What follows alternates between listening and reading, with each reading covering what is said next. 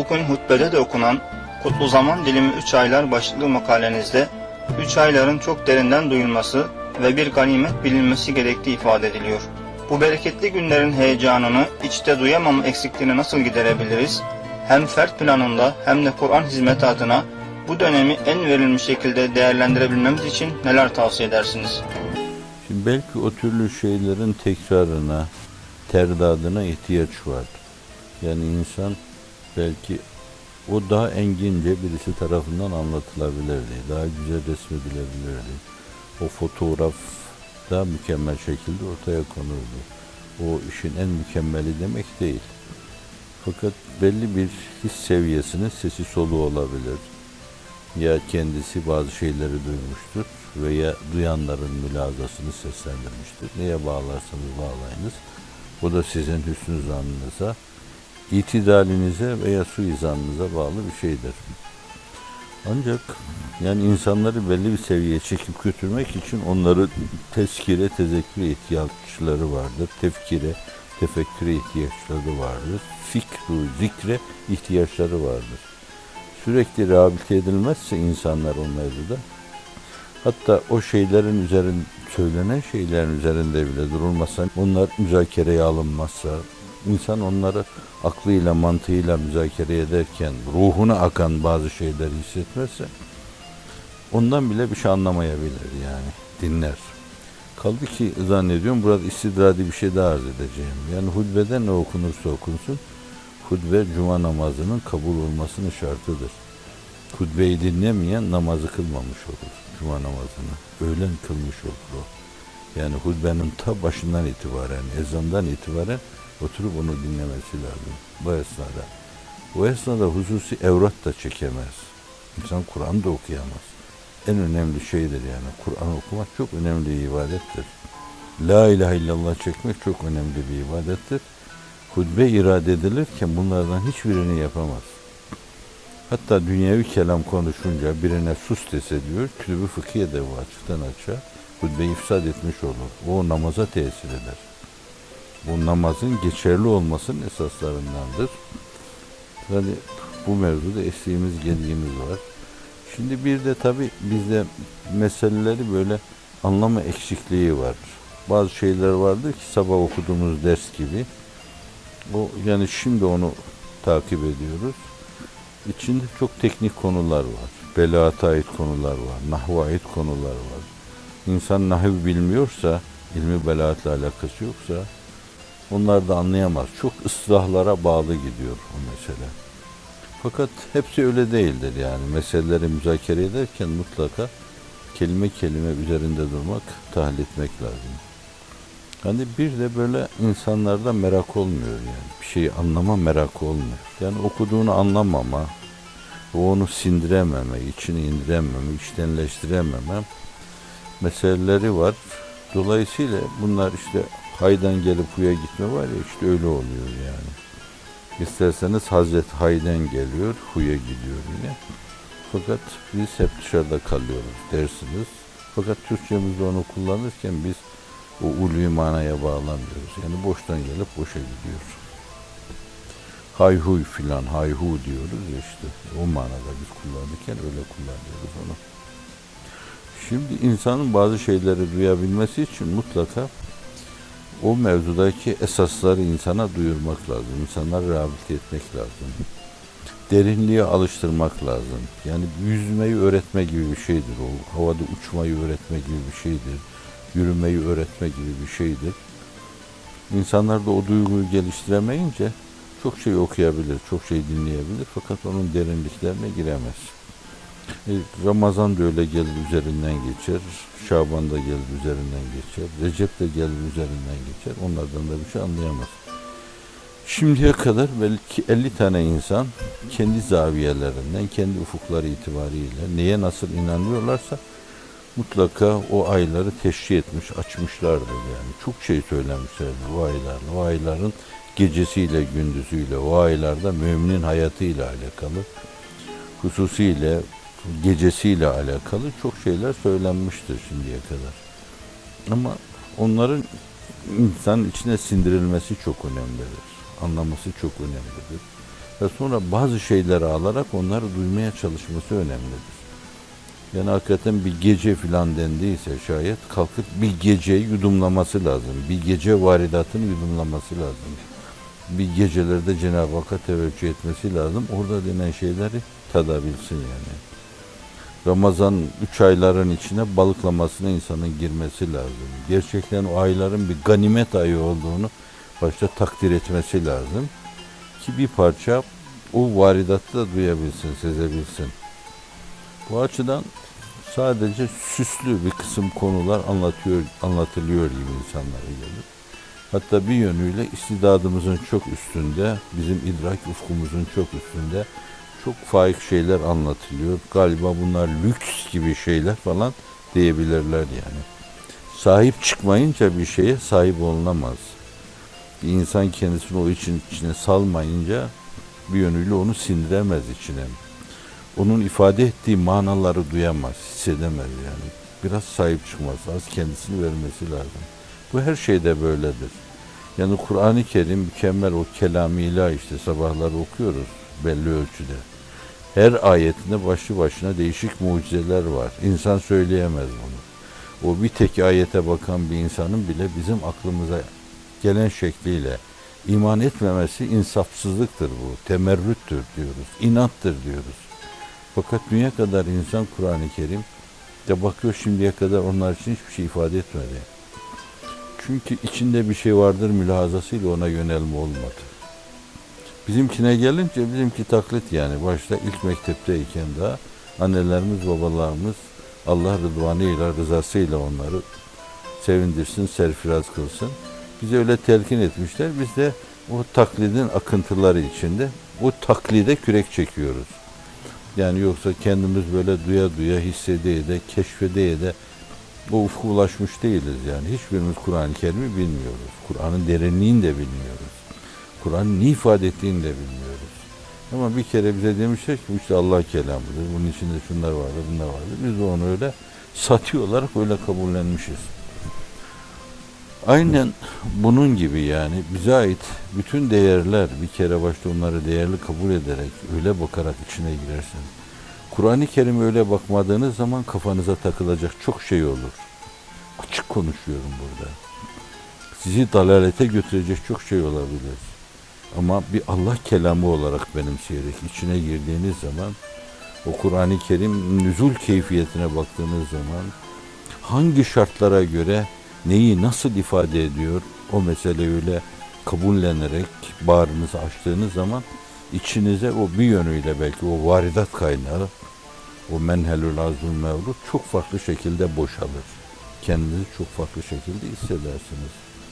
Bu mübarek ayları, mübarek günleri onlarda tepemizden aşağıya sağanak sağanak yağan o varidatı duyabilmek de esas o aylarda o türlü şeylerin olduğuna inanmaya bağlı. Yoksa Rebiül Evvel'in Recep'ten farkı yoktur.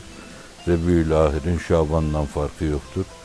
Zilkade'nin Ramazan'dan farkı yoktur. Aylar öyle gelir geçer yani. Her şeyi Haziran gibi duyarsınız, Mayıs gibi duyarsınız, Şubat gibi duyarsınız. Fark etmez. Yani onlarda bir şey olduğuna baştan inanmak, teveccüh etmek lazım. Her meselede teveccüh edilir. Siz o ayların çehresine, ruhuna öyle bakmıyorsanız o aylar size bakmaz ve sizin için hiçbir şey ifade etmez. O aylarda çok parlak söylenen sözler bile, Recep-i Hanbeli'nin kitapları bile, İmam Gazali'nin kitapları bile çok anlamsız gelir. Ne söylüyorlar ki acaba bu adamlar dersiniz.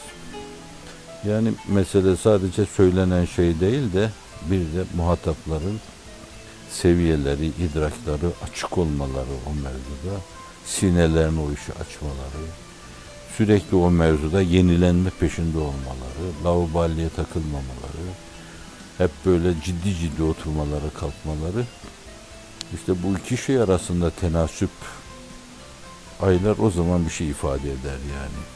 Aylaşmak, recepleşmek, şabanlaşmak, ramazanlaşmak, Ramazan'ın ne demek olduğunu size ifade eder.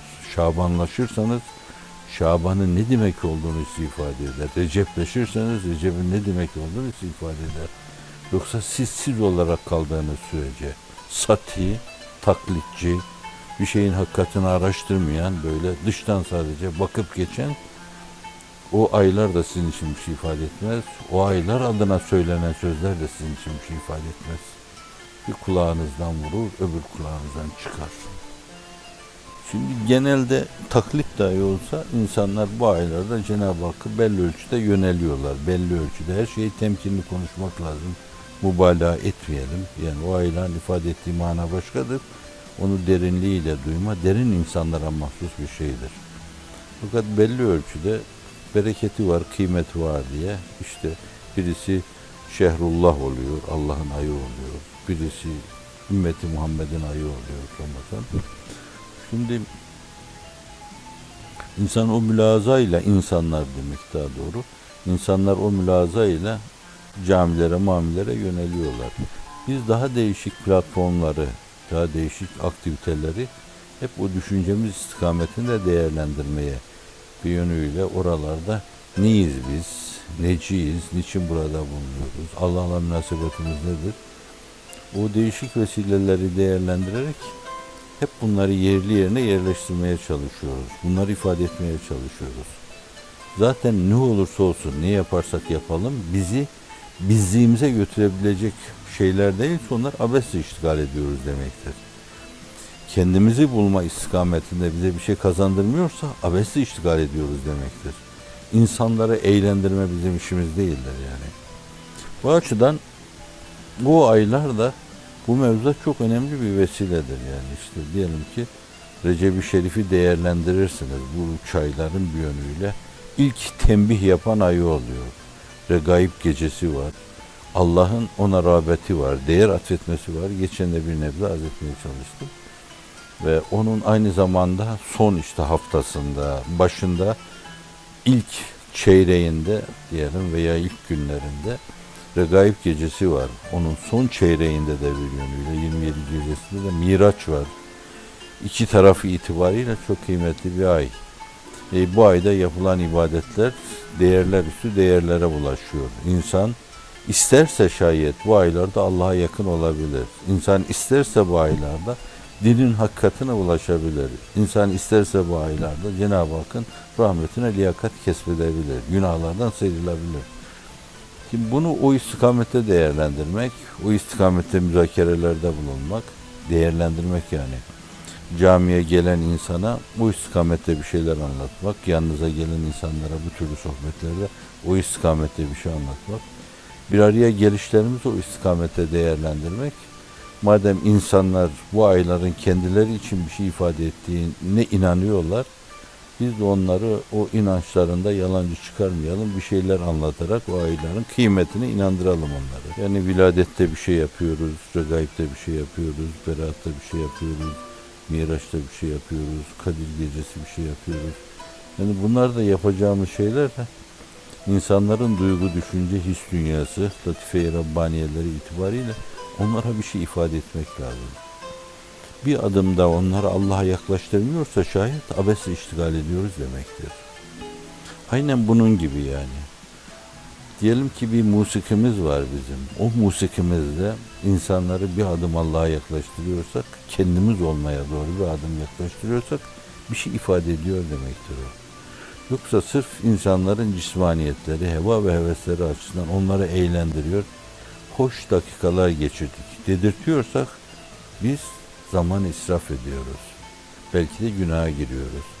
İnsanlarda ebed arzusunu tetikleme, kaybederim endişesini tetikleme, kazanırım sevincini tetikleme, Allah'a doğru yaklaşıyorum sevincini tetikleme, Efendimiz'i derinlemesine içimde hissediyorum duygusunu tetikleme. Yani bu musikiyle de olur, ilahiyle de olur, tevhidle olur, naatla olur, münacatla olur bunlar. Aynı zamanda size ait, sizin dünyanızdan neban eden türkülerle, şarkılarla da olabilir. Hazreti Pir bu mevzuyla alakalı lemmahatta şeylerini ifade ederken insandaki ulvi hisleri tetikleyebilecek, mukaddes hüznü tetikleyebilecek, mukaddes bir iştiyakı tetikleyebilecek, bir arzuyu tetikleyebilecek. Yani bir yönüyle sizi size uyaracak, sizi uyanmanız gerekli olan hakikatlere uyaracak, sizi Allah'a uyaracak, sizi Peygamberimize uyaracak, sizi dinin ruhuna uyaracak şeyler, bunlar israf sayılmaz ve bunlar bir kıymet ifade eder. Fakat insanları eğlendirmek, bu bizim işimiz değil. Ehli gaflet zaten onu bağışlayın, halk ifadesiyle, daniskasıyla yapıyor. Bir de milletin o türlü şeylere açık yanları var. Öyle eğlenmeye açık yanları var. O mevzuda gösterecekleri alaka sizi aldatabilir. İyi bir şey yaptık zannedersiniz. Oysa ki mesele o değildir. İnsanlar az bile olsalar bir yerde ortaya koydukları meseleye alaka gösterilmese bile bence doğru bir şeye bağlanmış olmaları, doğru bir yerde durmuş olmaları, doğru şeyler yapmış olmaları önemli olan odur. O doğrunun peşinde olmaları lazım. İster o türlü şeyler, isterse bu türlü şeyler, bütün bunlar hep bizi Cenab-ı Hakk'a yaklaştırıcı birer vesile olarak ele alınmalı, değerlendirilmeli. Mutlaka ruhi dünyamız, kalbi hayatımız adına bile bir şey ifade etmeli. Yoksa cismaniyetimiz, bedenimiz, heva ve hevesimiz adına olan şeyler zaten onlar tabiatımızda var. Onlara karşı mesle-i nuriyede hayvaniyetten çık, cismaniyeti bırak, kalp ve ruhun dereceyi hayatına yüksel diyor. Veya o yörüngeye gir, Allah'a doğru yürü diyor. Tabiatımızda o var yani, o bizi aşağıya doğru çekiyor, esfeli safiline doğru çekiyor. Tabiatımızda esfeli safiline meyyal olma işi, لَقَدْ خَلَقْنَا الْاِنْسَانِ فِي اَحْسَنِ تَقْوِيمٍ ثُمَّ رَدَدْنَاهُ esfele safilin hakikati ifade ediyor ona. Demek ki biz de baş başa kaldığımız zaman esfeli safiline düşmemiz mukadder. Ama ne zaman oraya düşmeden kurtuluyoruz? İllellezine amenu amilus salihati. İman ve aksiyon.